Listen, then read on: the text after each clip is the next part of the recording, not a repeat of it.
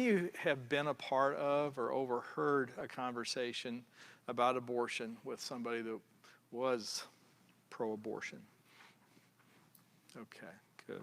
So, of those, did you engage? Were you part of the conversation? If you were, can I see your hand? Okay. And so now, my last question is why or why not? Why did you engage or why did you not engage? And I want to hear some answers. Greg? What? Well, I was always against abortion because I thought it was murder. Mm-hmm. And I was talking to my sister, my younger sister, one time, and she said, "Well, if a gal gets raped and she gets pregnant and she has an abortion, that's okay because she didn't want to have a kid, and that's to me that's murder. Yeah, that's So right. it's wrong." That's right. Anybody else? I want to hear from some of the rest of you because I want to hear maybe some of the questions that might get addressed tonight. So, Fred? Well, I mean, it happened to be a Facebook chat. I should probably just stay out of it, but I jumped in and it came up, this is women's health that we're talking about, and I had to disagree with that. It's not your health, it's somebody else's health that we're talking Yeah, there are two people involved. Actually, three, but anyway. Other people. Other. Yes. Interesting situation where a coworker of mine, somebody had asked her about the baby, and she said, "Well, I took care of that." And so she was pregnant, and then was no longer pregnant. So the conversation didn't happen with her, but it happened with somebody else after we had that conversation. Like, just sort of a shock that we both were experiencing of, like, she just sort of blew it off. Like, well, I took care of that. I'm no longer pregnant. So I felt like I had a little bit of a dialogue with that person and how sad we were. So the person you end up talking with was not It was not that person. was not pro-abortion, pro-death. Anybody else want to chime in? Bob? I was a part of the early rescue movement. Several of us can remember that when we were going in front of abortion clinics. And as a result of that, I had to have a lot of not only with the people that were in our own church, because there were people within our own church that didn't necessarily understand that or agree with that. Plus the people that we encountered while we were out there. So, it became necessary to essentially, I saw it as defending the gospel of Jesus Christ, defending the word of God, being ready to give an answer for the hope that lies within me about everything that I believe. Right. Christianity. Right. So we knew it was murder, but it's been couched in so many euphemistic phrases and terms that sound so grand and so noble. Yeah. And yet, we need to get back to the fact that it's still murder. Yeah. That the old adage, he who defines the terms wins. And unfortunately, we've allowed them to define the terms an awful lot of the time. So I'm going to give you a few more questions. I'm sorry, Kim. I had one. It was kind of an odd situation where you might have remembered Gary Reagan. They were in front of us in a meeting, and he turned around to me and he said, "You need to go to that woman and talk to her because she's going to have an abortion." Wow. He said that during worship. He said that to me. And I looked at him and I said, "Okay." What do you do? And she went down they called people for prayer. She went down for prayer, and I went up behind her and I said, "You really don't want to do this. You really don't want to have an abortion." And it shocked her. Wow. It shocked her to the point where she just looked at me and didn't know what to say. I said, "I'd really like to talk to you after this." And she never had it. Praise God. So, I mean, that was a situation where it wasn't a man on man. That was a God, vertical coming down saying, "Do this." And when this is God. That's cool. That's amazing. Well, I'm going to give you a few more questions here, and just to think about. So, I'm going to reference this book a lot. It's Courageously Pro-Life, and it's a study guide. It's actually a 12-week study guide for churches that want to get more in depth on the whole life issue. And it's not just abortion, but that's probably the main target of it is abortion. But anyway, I was in the leadership class at Heartbeat International with the author, and we stay in contact some. She's an executive director actually in a rural area of northwest Pennsylvania of three centers. But anyway, Sarah Bowen. So I'm going to refer to this a lot. Maybe at some point, maybe you get a copy of it. Actually, if you buy a copy or the church buys a copy, 10% of the proceeds go to Options for Women. So anyway, but some of the questions she had here is, does debating or discussing abortion make you uncomfortable? Why? Spend some time pondering this question. If you can find the root for your discomfort, you'll have an easier time overcoming it. Why do discussions about abortion almost always jump to extreme cases such as rape? Why is it hard to stay on track when having a discussion? Are there other situations where the welfare or the life of one person is competing with the comfort or convenience of another? How do we as a society deal with this? Is it acceptable to expect one person to forego comfort and convenience to save the life of another? So those are some questions to think about. I'm going to assume that everyone here wants to communicate better about this. I think we can all get better. I can get better, and honestly, I think a lot of us, if we think about it, we're probably all too often part of the Christian ghetto. It's like we're sort of preaching to the choir, and so how often are we really rubbing shoulders with the unbelievers and the people that really need to hear from us? So anyway, I assume that we all want to get better equipped, so I assume that's why we're here. The church track record on abortion is not good, and I'm going to give you a couple of cases. I think the evangelical church, Catholic Church, has been consistently pro-life, but the evangelical church has been coming around in recent years. But for instance, I grew up in the Baptist church, and I was in high school at the time Roe versus Wade became law. I graduated in 1975. Roe versus Wade had become law in 1973. Well, this good Baptist kid, I had not heard word one from the pulpit by the time I graduated in 1975. The pulpit was silent about abortion. It had been deathly silent about it. Another case is our office manager, Lori Fouch. She came to us. God had helped her recover, but she was post-abortive. She had abortion in her past. And believe it or not, it was her parents and the church pastor that encouraged her to get the abortion. And, it's that whole issue of shame. It's like we got to save face. We got to be, present this certain clean-cut image about, who we are, and we can't have that, So she's still dealing with that. She's in her 50s, and she's still dealing with it. I mean, God has brought her through an awful lot, and she's done a lot of healing and recovery from that, but she still struggles with some resentment toward the people that led her into that. And just a little statistic you can put in your hopper and think about it, but 65% of all abortions are coerced in some way. There's some sort of pressure exerted on the woman, whether it's parents, whether it's school, whether it's work, you name it, the boyfriend. There's an outside pressure on her to get an abortion, and it's coming from another person. So that's just something to think about. Well, like all good discussions of what we as Christians should be about, we should start with God's Word. And so I want to start with Genesis chapter 1. Genesis is the beginning. And I'm going to start in verse 26.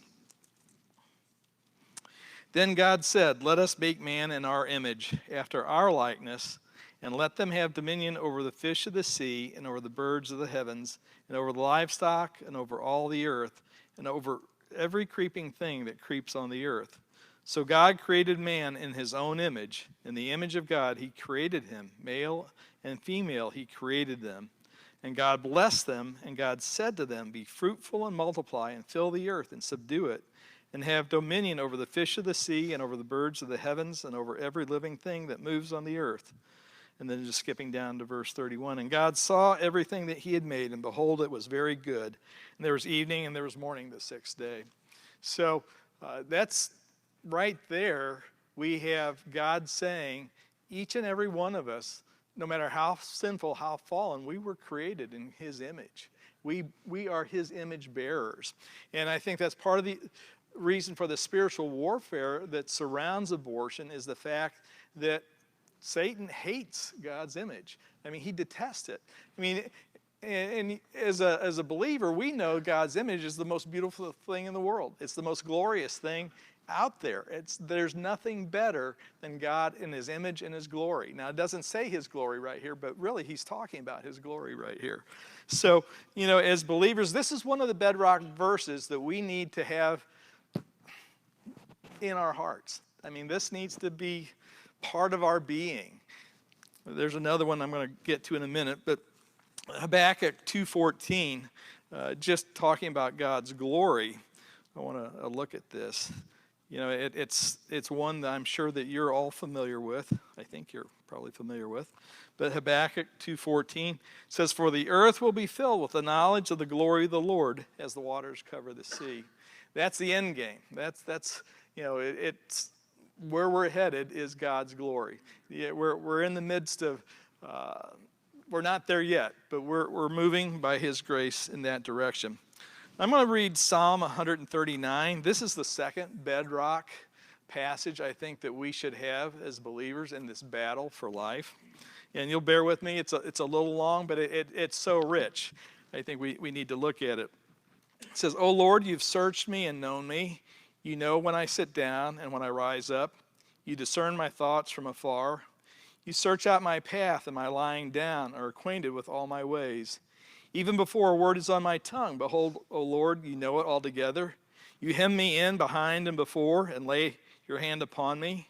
Such knowledge is too wonderful for me. It is high, I cannot attain it. Where shall I go from your spirit, or where shall I flee from your presence? If I ascend to heaven, you are there. If I make my bed in Sheol, you are there. If I take the wings of the morning and dwell in the uttermost parts of the sea, even there your hand shall lead me, and your right hand shall hold me. If I say, surely the darkness shall cover me, and the light about me be night, even the darkness is not dark to you. The night is bright as the day, for darkness is as light with you. For you formed my inward parts, you knitted me together in my mother's womb. I praise you, for I am fearfully and wonderfully made. Wonderful are your works. My soul knows it very well. My frame was not hidden from you when I was being made in secret, intricately woven in the depths of the earth. Your eyes saw my unformed substance. In your book were written, every one of them, the days that were formed for me, when as yet there was none of them. How precious to me are your thoughts, O God. How vast is the sum of them. If I could count them, they are more than the sand. I awake, and I am still with you. Oh, that you would slay the wicked, O God. O men of blood, depart from me. They speak against you with malicious intent. Your enemies take your name in vain. Do I not hate those who hate you, O Lord? And do I not loathe those who rise up against you? I hate them with complete hatred. I count them my enemies. He's on a tear right there. But then he comes back, he comes up for air, and he says, search me, O God, and know my heart. Try me and know my thoughts, and see if there be any grievous way in me, and lead me in the way everlasting. And so, even in the midst of his pondering of God's awesomeness, his intimacy, how he knows us, he formed us, he knows every cell. Every little cell, every atom in our body, he knows it because he formed it. But as he contemplates that, he contemplates, well, these guys that hate you, it's like, I'm going to hate them too. It's like they don't get it. They don't know you. They don't know what an amazing God you are. And so he launches, but then he takes a step back and goes, oh, I better watch out. I better watch out. And that's when he says, search me and know my heart. Because he knows he can stray. He can mess up too. So anyway, that's the second bedrock verse, or second bedrock passage for us in the pro-life battle. So, meditate on those two passages, Genesis 1 and Psalm 139.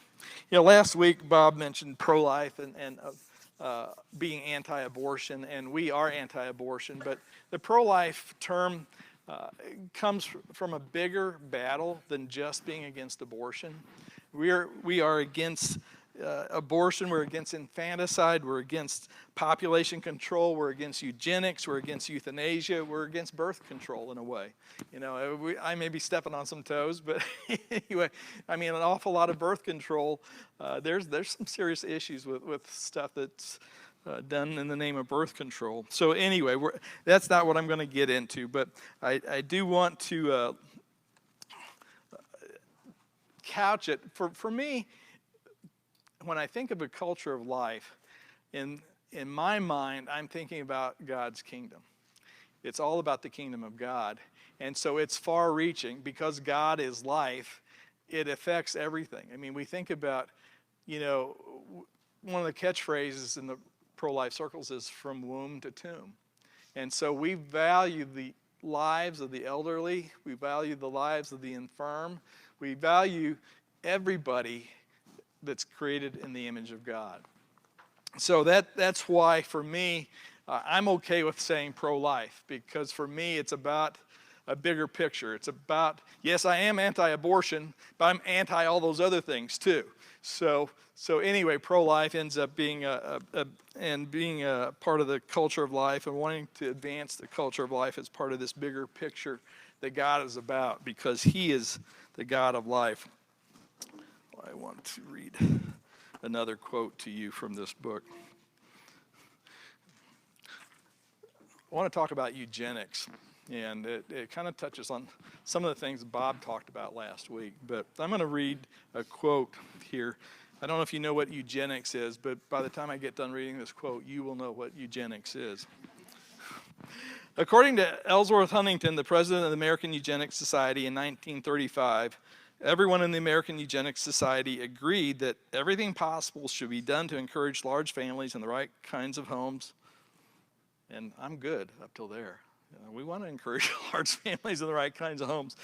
Where he loses me is right here. And to discourage them in undesirable homes.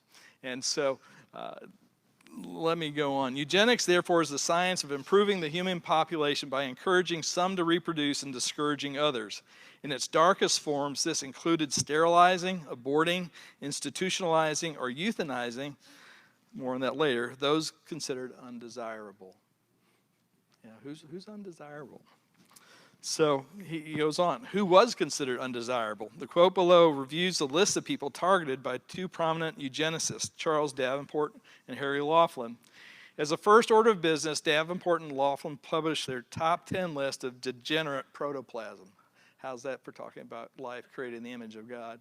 Degenerate protoplasm. So that's the devil talking. But anyway, the feeble-minded, the poor, alcoholics, criminals, epileptics, the insane, the constitutionally weak, those suffering from venereal diseases, the deformed, and the deaf, blind, or mute.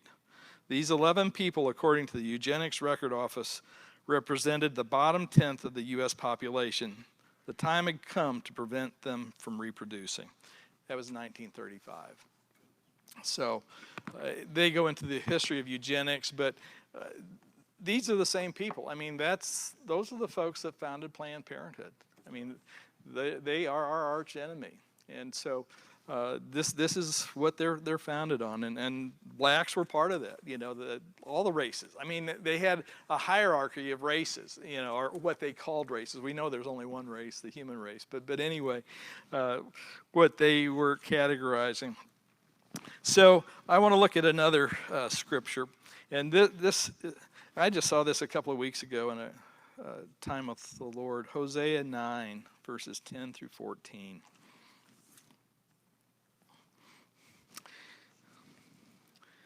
Like grapes in the wilderness, I found Israel. Like the first fruit on the fig tree in its first season, I saw your fathers. But they came to Baal Peor and consecrated themselves to the thing of shame and became detestable like the thing they loved. Ephraim's glory shall fly away like a bird. No birth, no pregnancy, no conception. Even if they bring up children, I will bereave them till none is left. Woe to them when I depart from them. Ephraim, as I have seen, was like a young palm planted in a meadow. But Ephraim must lead his children out to slaughter. Give them, O Lord, what will you give? Give them a miscarrying womb and dry breast. And it's interesting. This is a passage of God's judgment. And almost every line in that passage, in those verses, those 5 verses, is couching God's judgment in terms of life and procreation and children and seed and nurturing. And to me, it just struck me. It's like God's judgment on Ephraim was all about their children, all about them not being able to have children. And so that was sort of striking to me. I want to look at another passage, Exodus 21, verses 22 through 25.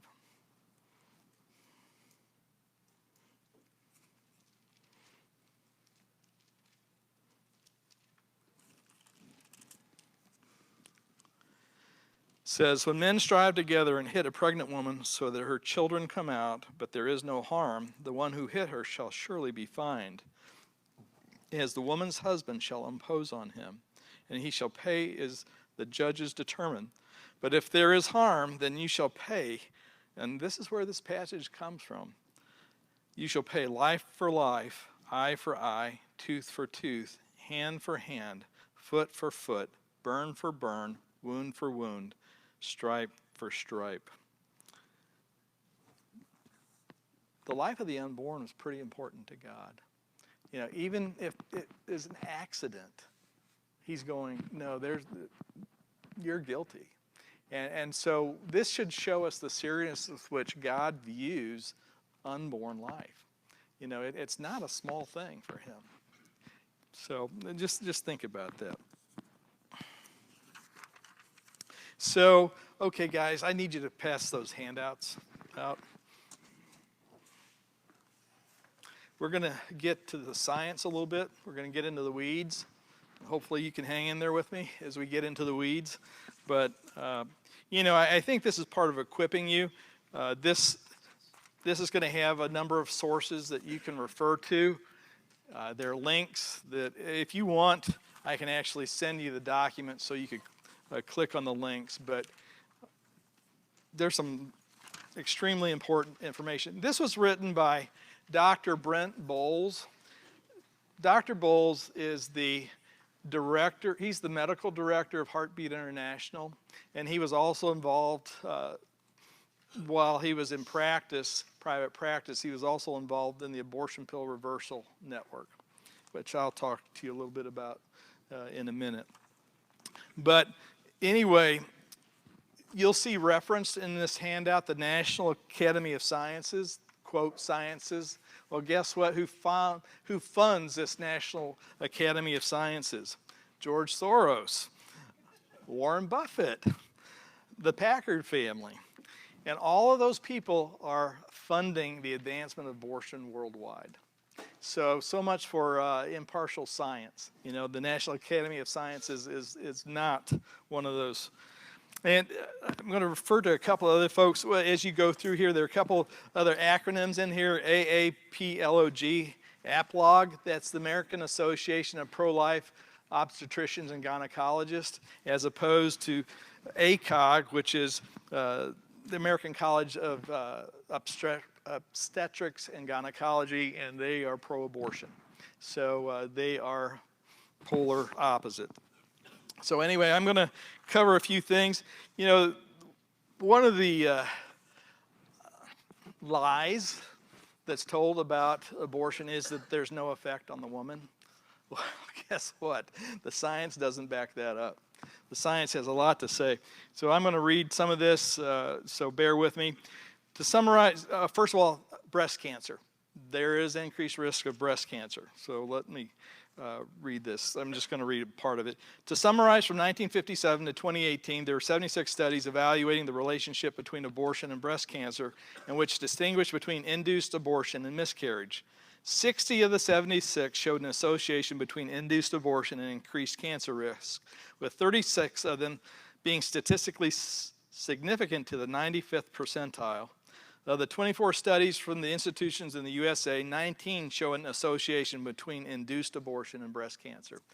And Dr. Bowles, I actually got to hear him. I went to one of the breakout sessions where he presented this, and he said that women have 4 types of breast tissue in their breast, and the first 2, types 1 and type 2, proliferate at puberty and are very subject to, they're very prone to cancer.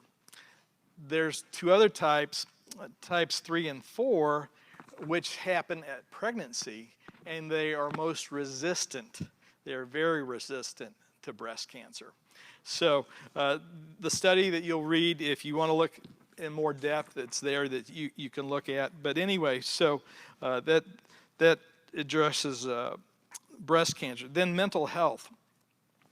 The NAS, the National Academy of Sciences book, The Safety and Quality of Abortion Care in the United States, not only opines that there is no linkage between abortion and breast cancer, it also asserts that there is no increase in mental health issues in post-abortive women. This piece of literature suffers from the same bias. Their highly selective consideration of only the minority of studies which show no linkage blatantly ignores the majority of available peer-reviewed studies that do show concern. From 1993 to 2018, there were 75 peer-reviewed studies evaluating the risk of mental health complications following induced abortion. Of these, 2/3 showed an increased risk. Yet, the NAS evaluation only discussed 7 studies, all from the minority of studies showing no relationship. I'm going to continue skipping down a little bit. Using a comprehensive assessment tool that evaluates the quality of a study, Dr. Priscilla Coleman looks at 9 factors when considering a study. Applying this tool to all studies published worldwide from 1993 to 2018, she found that 65% of the studies show a correlation between induced abortion and adverse mental health outcomes. Additionally, in her peer-reviewed article published in the British Journal of Psychiatry, and I'm going to skip down, the reference takes up most of that paragraph, an 81% increase in the risk of adverse mental health outcomes in the post-abortive women is demonstrated. And then lastly, the last paragraph there, a database of all places, California, a database of 173,279 California Medicaid patients evaluated death certificates for women who had either had a delivery or an abortion. Post-abortive women were 2.5 times more likely to commit suicide. Think about that. They're 2.5 times more likely to commit suicide than a woman that hasn't had an abortion. This data also shows that teenagers who are post-abortive are 10 times more likely to attempt suicide.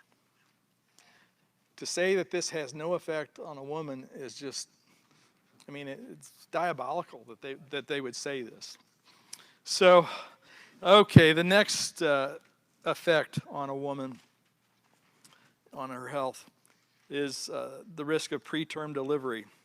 Preterm delivery is one of the most substantial causes of morbidity and mortality in newborns. It is the most common risk factor for cerebral palsy. And I'm going to skip down here. 50 years of published data have evaluated the relationship between induced abortion and subsequent preterm delivery in 168 studies.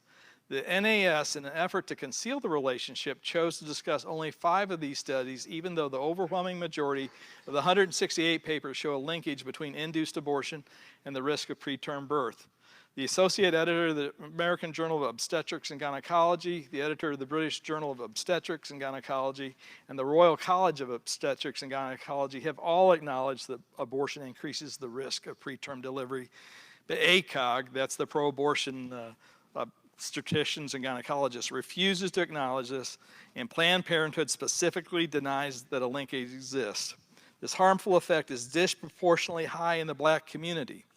45% of the infants who died after being born before 32 weeks in America since 1973 were born to black women, while black women of reproductive age comprise only 3% of the population. So, something else to think about. The risk of death. That's one of the boogeymen that they use, is that, oh, well, abortion's safer than yeah, what's their thing? They say abortion has been emphatically stated to be 14 times safer than childbirth. Really? Okay, so let's see. Skipping down. In Finland, where data is comprehensively reported and centrally maintained, death certificates for reproductive age women have been analyzed and linked to any treatment for pregnancy. The data shows that during the time period evaluated, there were 28.2 deaths per 100,000 deliveries and 83.1 deaths per 100,000 induced abortions. Think about that. 28 to 83. So let's see, I'm going to go on. Maternal mortality rates do not decrease in countries that liberalize abortion laws and become more permissive, and they do not increase in countries that become more restrictive and outlaw abortions. So there's a lot of statistics that support our contention that abortion is very dangerous, very harmful long-term to a woman's health.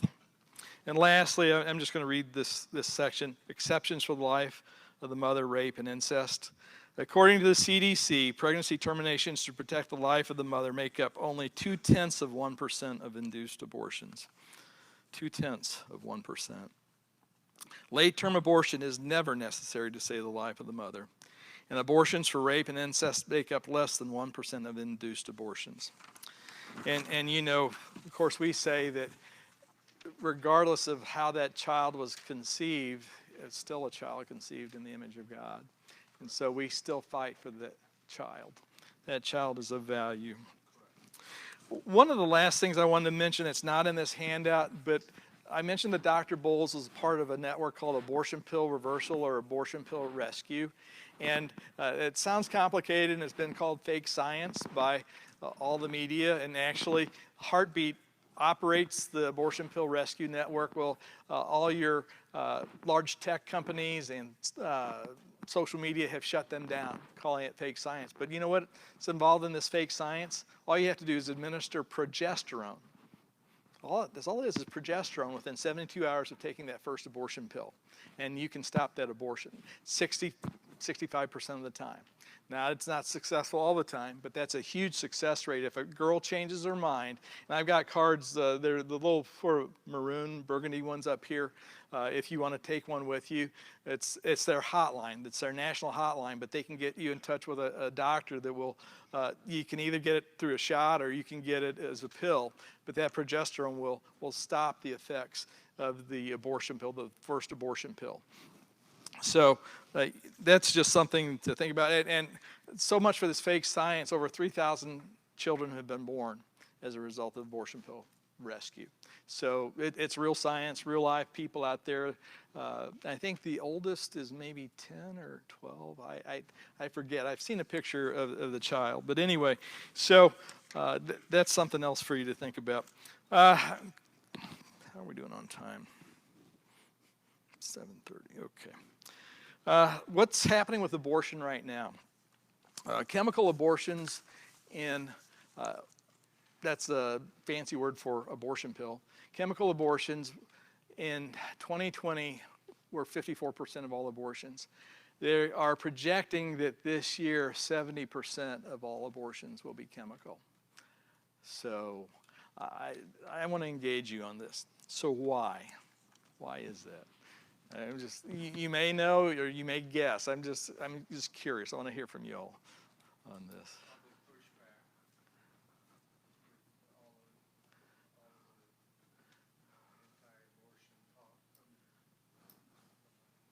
Yeah, that could be. Is that something that happens early in the pregnancy? It should. It should, and that's one of the problems with it is that oftentimes, I'll explain a little bit more about the problems with that, but I'm just curious if anybody else has any thoughts. Well, there's a commercial out on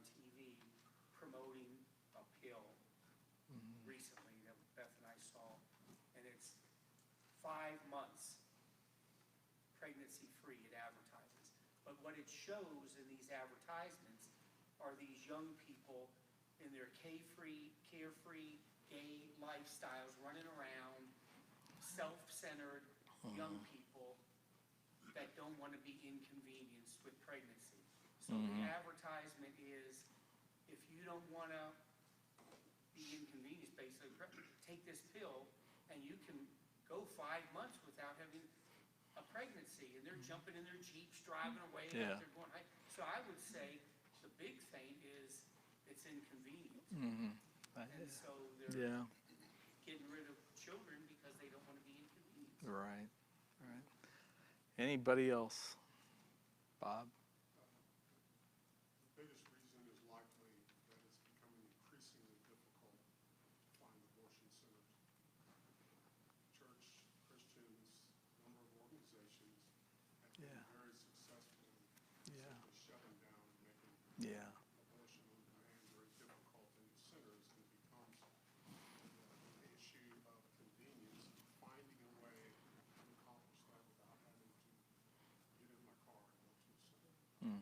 yeah, They can't escape before that really happens. That once that leaks out, you know, most women say, there's no chance I'll do that. yeah, yeah, yeah, That's what they're probably initially thinking, the horror of that bill is probably tenfold of what they would expect. yeah, yeah. I was getting ready to, That can be a horrific thing for some people. yeah. That's one of the places I was going to go. Russ? Yeah, we've got this Christian bumper sticker ministry. Amen. And people all over the world can see, tune in on our website and see one, our latest one says, what crime did an unborn baby commit to deserve the death penalty? Yeah. And that's really popular. People are really writing in for it. And then one story I've told before, I guess. This lady in West Virginia's gotten a lot of stickers from us. And I was talking to her on the phone, and she said, a young girl came up to her and said, I've been looking for you. She said, I was pregnant, going to have an abortion, and pulled up in the back of you and saw your pro-life stickers and changed them on. Oh, praise God. Now, this is happening all over the world. How many other babies were saved? Yeah, yeah. That's great. Well, I think that there are a number of reasons why I think COVID was, we saw everybody was staying home. Nobody was getting out. Telemed took over. I mean, people were doing everything over the internet. That the pill mentality, the convenience, it was easier to do. In theory, it was easier to do. One of the things that's happening is that black market abortion pills are happening like crazy. A lot of them are coming from India. They come in an unmarked box. And so anybody that wants an abortion pill can get one. And they don't have to go through a doctor. They don't have to get medical assistance, which you question what kind of medical assistance they're getting in the first place. But anyway, one of the things that happens is, well, two things that happen. One of the things is that the woman has a good chance, if she has an ectopic pregnancy, that's where the baby has lodged not where it needs to be, where it's in the fallopian tube instead of the uterus. Well, anyway, that's right, the uterus. Well, anyway, there are countless women who have done this, who are doing the self-managed abortion at home with the abortion pill. If they have that happen, they'll bleed out. They're dying at home. So this is a pretty big deal. The other thing is that's happening, and I was at a seminar on women that have abortion in their past and how trauma affects them. But one of the things that happens is they are seeing their baby in the toilet after they induced their abortion. And they are forever traumatized, they link that toilet in their home with the death of their baby. And so they can't ever see that toilet without thinking of the baby that they've killed. So there's a lot of stuff that's messed up about this, but these are just a couple of the things that are happening. So 50% of all women who have abortions have had a previous abortion. 90% with abortion in their past don't know where to go for help. I mentioned the earlier study on mental health, but that applies here. But the church and people in general don't offer help to people that have been traumatized by abortion, and they want help. And you know what was even funnier? I didn't write this down here. You know who is more likely to ask for help between a man and a woman? The man. Believe that or not. And it's just that men are more willing to speak their mind. And they have been impacted by this. So something else that's happening is that states, you're seeing, in anticipation of Roe versus Wade, you're seeing that red states are enacting more stringent laws.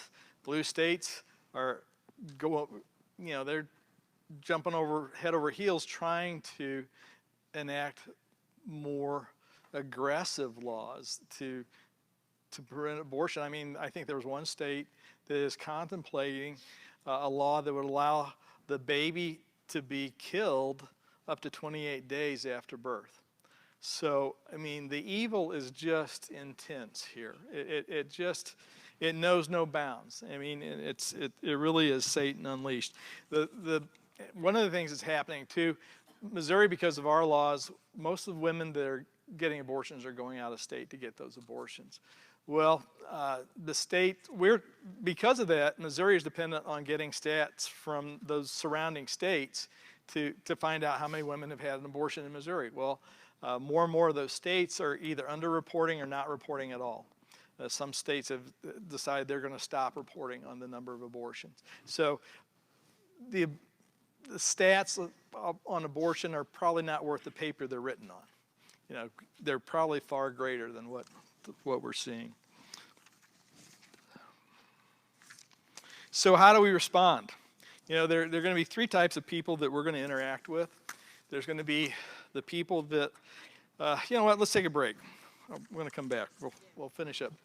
Let's take a break. When we run into people that are pro-abortion, so what do? Well, there are three types of people.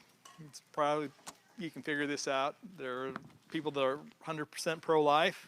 There are the people that are 100% pro-abortion, pro-death, and then there are people that are still trying to figure it out. Well, you know, in terms of who are we going to have much success with, we're probably not going to have much success with the folks that are 100% pro-death. I mean, not that we don't try, but we're going to have a hard time with them. There has been an apologetic worked out that they cover in this book, Courageously Pro-Life, and I'm going to ask you to bear with me because I'm going to read some more.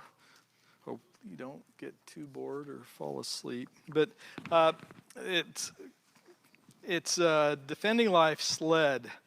Defending pro-choice arguments can be exhausting and maddening. You show facts proving the unborn are separate humans from their mothers, and the person argues that the unborn aren't sentient. You say women shouldn't have the option of abortion, and they paint you as heartless and cruel.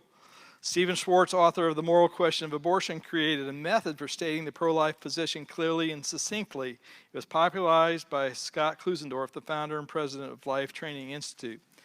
In this model, the best approach is to keep the focus on the unborn child and not follow any rabbit trails. Is the unborn human? You know, that we can get all sorts of rabbit trails if we go about the mom, and we care about the mom, but you know, in a discussion, you don't want to do that.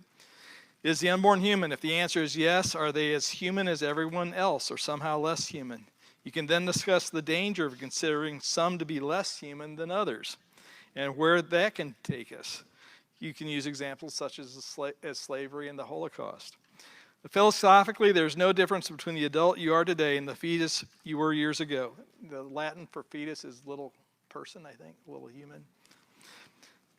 You're the same person with the same rights. The best way to remember and articulate this position is with the acronym SLED, S-L-E-D.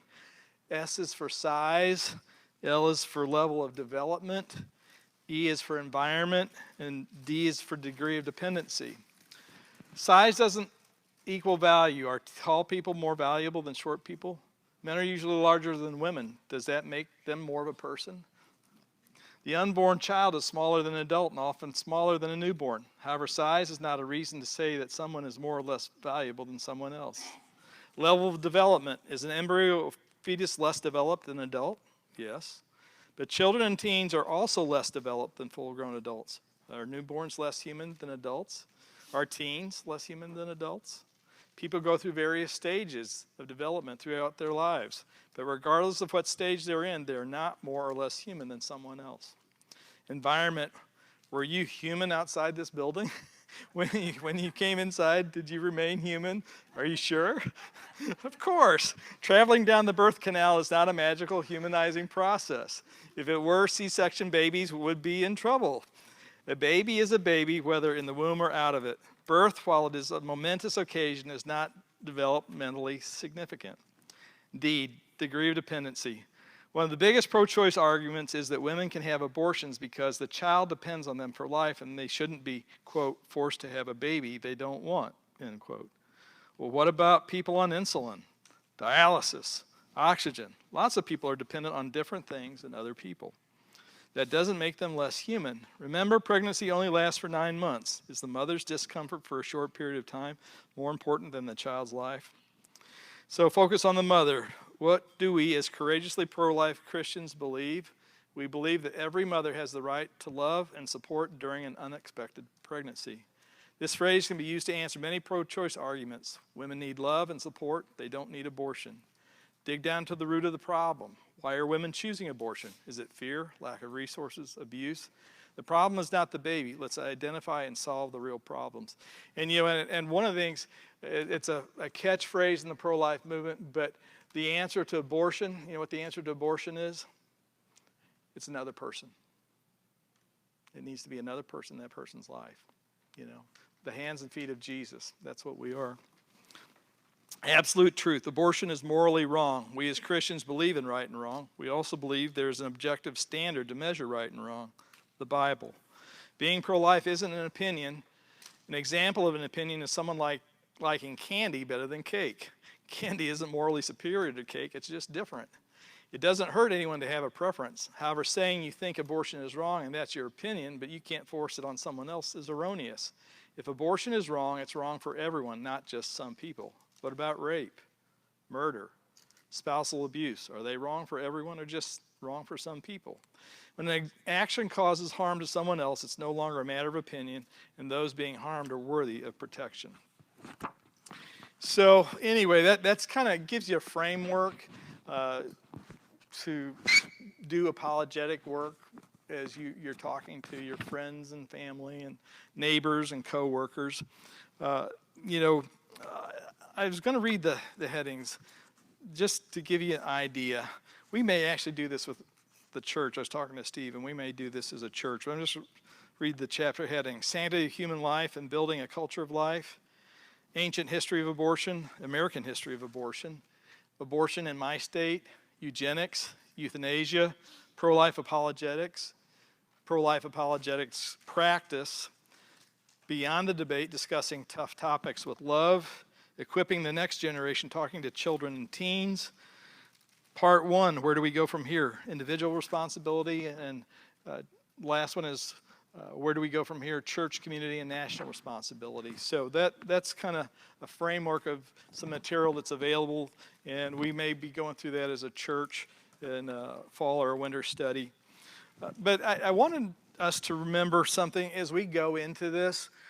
We don't have to know it all. I mean, we may think we got to know every last little thing, and the devil wants us to think that.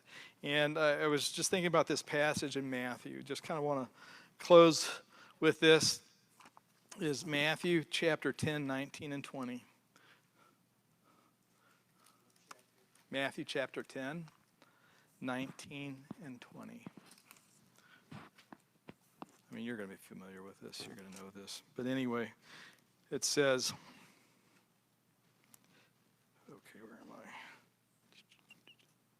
When they deliver you over, do not be anxious how you are to speak or what you are to say, for what you are to say will be given you in that hour. For it is not you who speak, but the Spirit of your Father speaking through you. So just remember, as we go into the battle, it's his battle. I mean, he's empowered us with the Holy Spirit. It's not like he hasn't left us as orphans. He's with us. He's sent his Holy Spirit to be with us. And I want to close with just this thought for men. For too long, the pro-life movement has been a women's movement. You know, in my new director's training up in Columbus, I was one of 5 men and probably about 110 women. So anyway, that needs to change. But here's the thing. God created us strong for a reason, men. He created us strong to use our strength not for ourselves, but to protect and defend. That's why God created us strong. And if we're using our strength for anything else, we're misusing our strength. So anyway, I'm going to close on that. So I think Steve wanted to ask some questions.